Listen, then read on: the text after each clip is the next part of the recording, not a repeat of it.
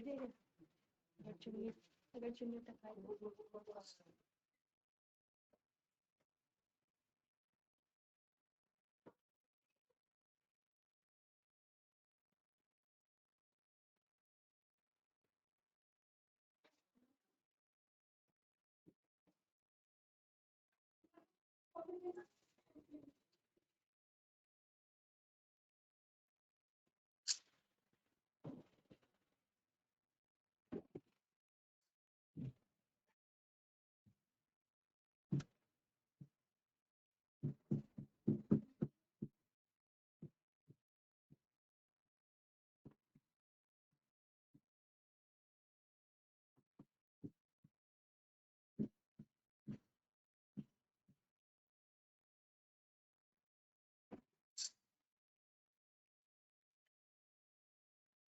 Hello students, मैं अंजलि पयाल स्वागत करती हूँ आपका आईसीटी वर्चुअल क्लासरूम देहरादून से।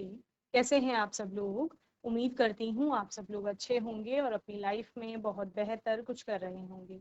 आज हम बात कर रहे हैं क्लास 12th की केमिस्ट्री की, और जैसा कि आप लोग जानते हैं कोऑर्डिनेशन कंपाउंड के नॉमेनक्लेचर पर हम लोग बात कर रहे थे लास्ट सेशन में। आज के सेशन में इसी चैप्टर के कुछ प्रश्नों को हम लोग पढ़ेंगे। ठीक है, क्या क्या इंपॉर्टेंट प्रश्न आपके बनते हैं इस चैप्टर से, उन पर बात करेंगे। ओके, तो आइए चलते हैं और देखते हैं अपना पहला प्रश्न। क्वेश्चन नंबर 1 है आपका,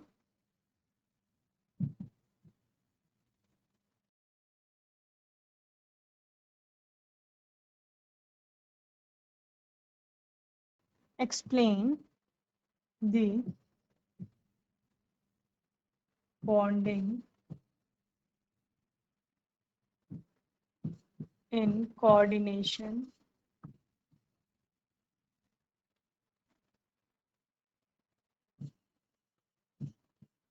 compounds in terms of Warner's theory.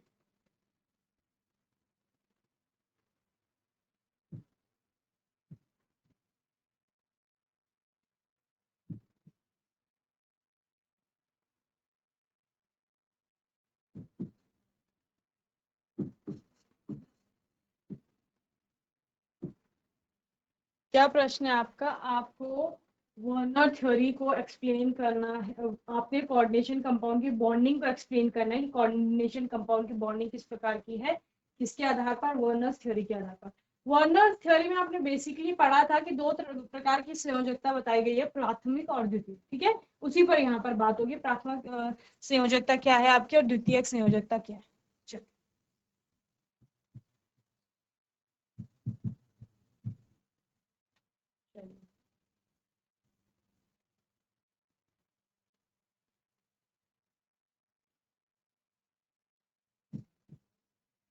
a metal shows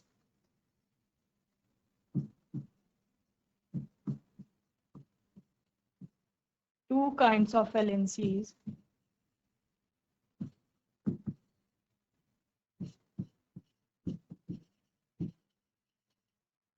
Primary valency and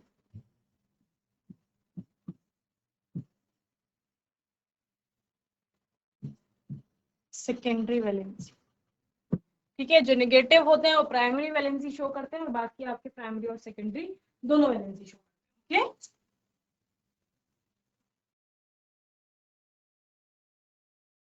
negative ion negative ions satisfy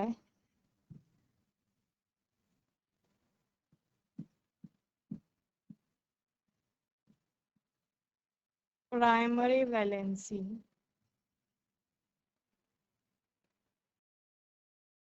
and secondary valencies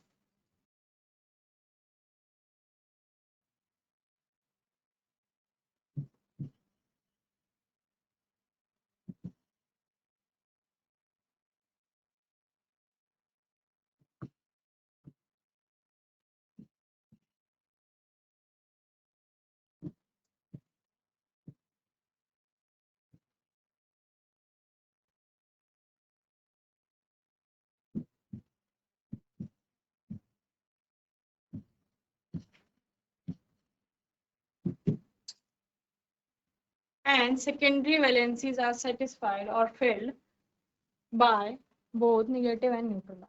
ठीक है ना, satisfied भी लिख सकते हो आप और filled भी लिख सकते हो, ठीक है।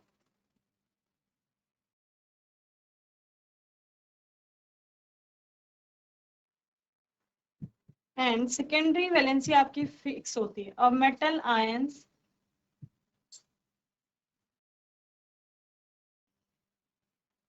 Has a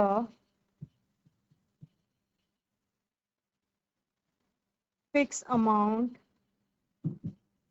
of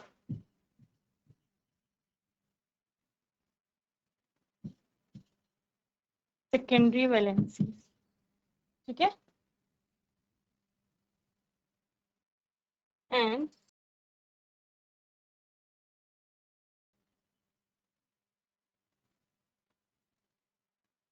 secondary valencies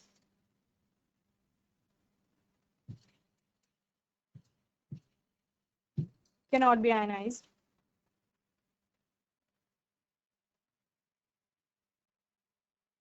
while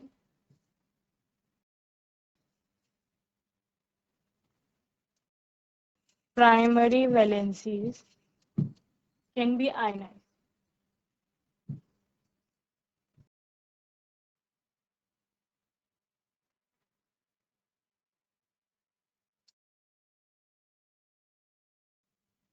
ठीक है, तो इससे क्या क्या समझ आया आपको? पहली बात, कोऑर्डिनेशन कंपाउंड में जो धातु है वो दो प्रकार की वैलेंसीज आपकी दिखानी, ठीक है ना। एक वैलेंसी, एक प्राइमरी वैलेंसी है और दूसरी क्या है, सेकेंडरी वैलेंसी। प्राइमरी वैलेंसी जो है वो फुलफिल की जाती है किसके द्वारा, आपके जो जितने भी ऋण आयन बना रहे हैं उनके द्वारा, ठीक है ना। जबकि सेकेंडरी वैलेंसी आपके उदासीन और ऋणायन दोनों के द्वारा दिखाया जा रहा है।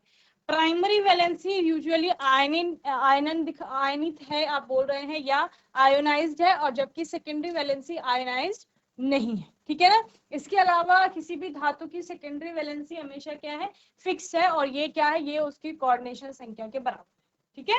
ओके, चलिए नोट करेंगे जल्दी से। चलिए नेक्स्ट क्वेश्चन है आपका,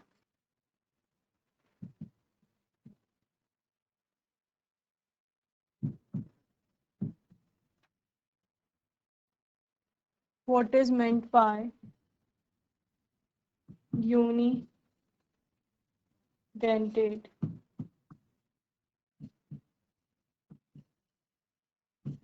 bidentate and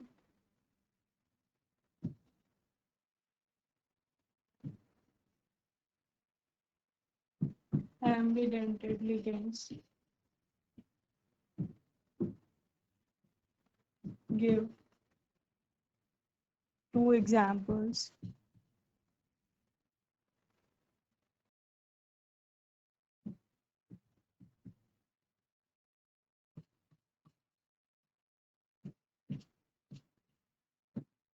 ठीक है, यूनिडेंटेड, बाइडेंटेड और आपका एम्बीडेंटेड लिगेंड के बारे में पूछा जा रहा है। यूनी 1 के लिए आता है, बाय 2 के लिए आता है, ठीक है। एम्बीडेंटेड में आप कुछ और।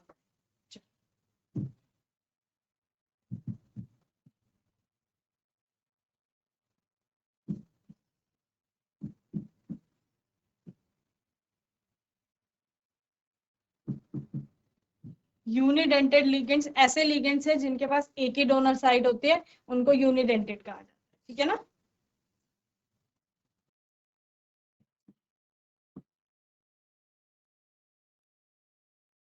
The ligands which have only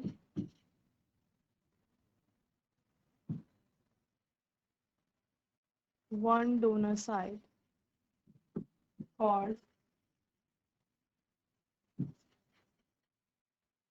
unidentate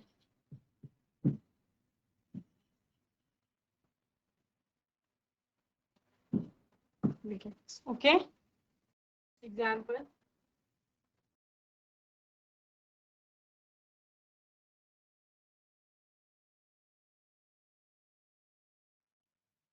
ठीक है, चल, अमोनिया हो गया, क्लोराइड आयन हो गया, bidentate.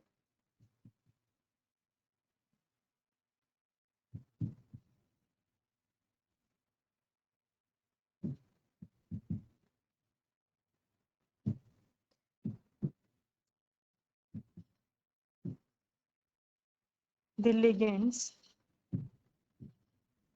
ligand ligand कुछ भी आप प्रोनाउंस कर सकते हैं, which have two donor site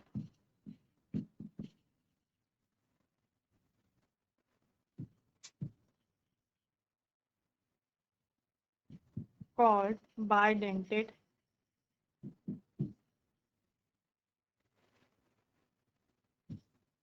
ligands. Okay, जैसे EN हो गया ethylene diamine,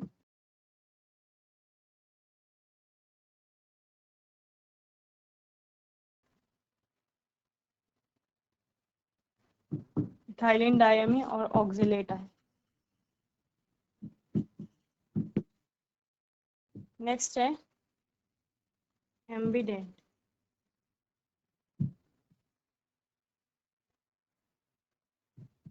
ambidentate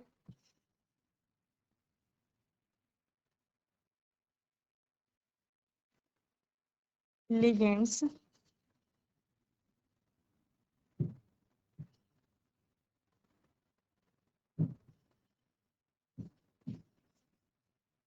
which coordinate with central metal through two different sites.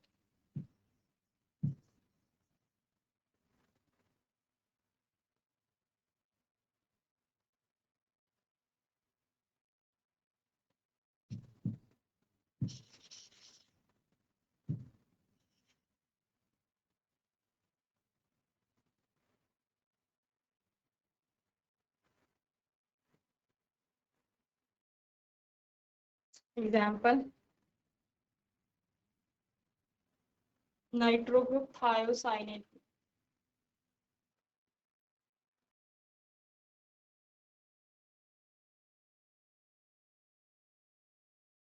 इनमें क्या हो रहा है, इनमें दो डोनर साइट आपको दिखाई दे रही है, वो दो डोनर साइट तो यहाँ पर भी थी, ठीक है, लेकिन यहाँ पर अलग अलग जो डोनर साइट है वहां से आपको देखने को मिल रहा है। जैसे NO2 में एक डोनर साइट N है, दूसरा O है आपका, ठीक है, इस प्रकार HCN होता है, ठीक है, एक साइड X है, दूसरी साइड N है। तो इस तरह से आपको क्या मिल रहा है, ligands which coordinate with central metal through two different sites. Okay, ऐसा लिगेंड जहां पर जो कोऑर्डिनेट कर रहा है आपका सेंट्रल मेटल से, वो डिफरेंट डिफरेंट साइड से कर रहा है, so that is called ambidentate ligands. Okay, चलिए नेक्स्ट क्वेश्चन है आपका, specify the oxidation number of the metal in the following coordination entities.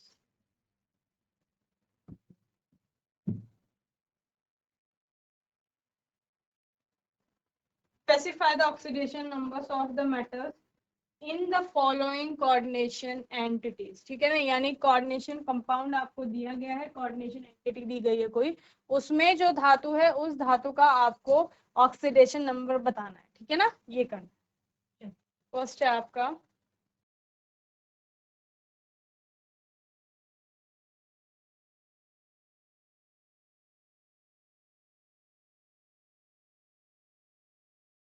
PtCl4 2 negative.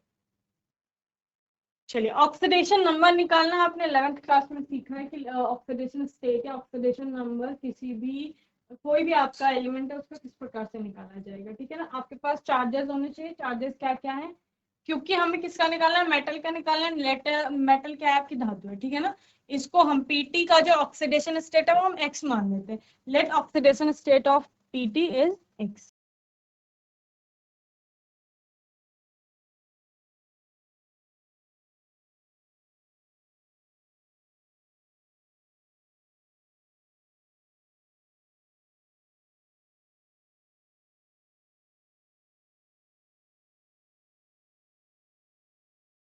PTBX, ठीक है, ये हो गया।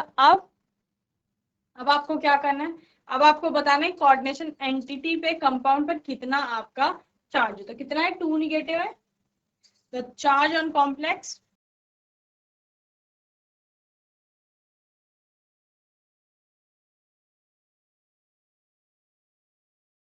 Is equal to -2। अगर कुछ नहीं होता तो हम कितना मान लेते हैं, 0 मान लेते हैं, ठीक है ना। And charge on Cl is -1। Cl का कितना होगा, -1। अब रख दो, पीटी की जगह क्या रखेंगे, x। जितने सारे वहां पर आपके अलग अलग एलिमेंट्स हैं या अलग अलग जो भी वहां पर स्पेसिफाई किए गए, जैसे Cl है आपका एक लिगेंड है, इन सभी का आप क्या करते जाते हैं, ऐड करते जाते हैं। ओके, क्या इसमें प्लस करेंगे Cl का कितना है, एक Cl का -1, ठीक है, और 4 Cl का -1 इंटू 4 इज इक्वल टू कितना है, जितना पूरे कॉम्प्लेक्स पर चार्ज है, पूरे कॉम्प्लेक्स पर चार्ज कितना है, -2, ठीक है।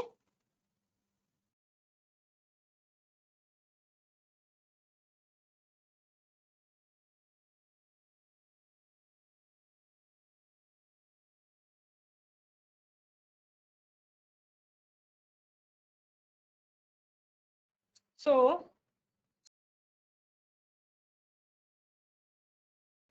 Oxidation number of platinum is, ठीक है, चलिए। सेकेंड है आपका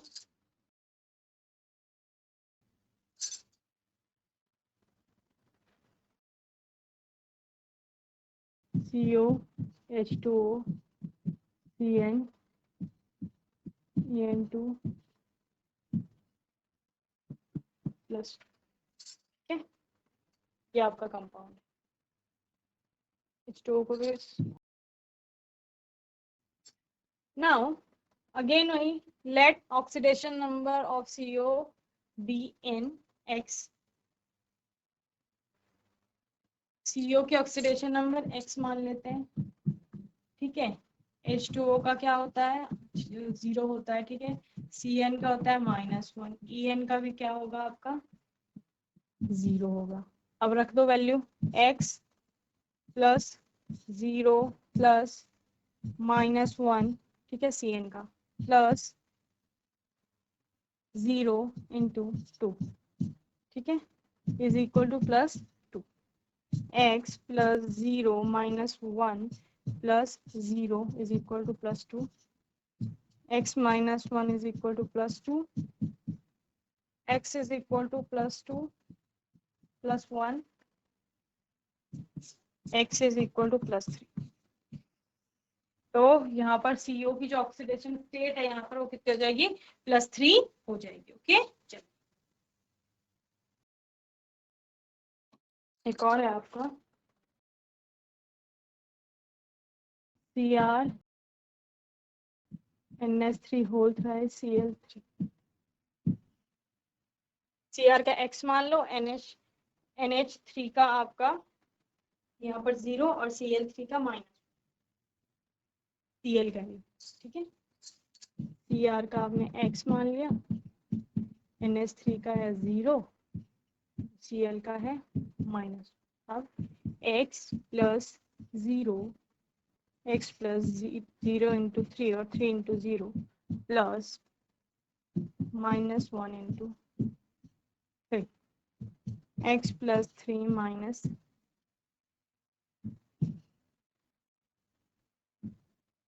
3 इज इक्वल टू 0।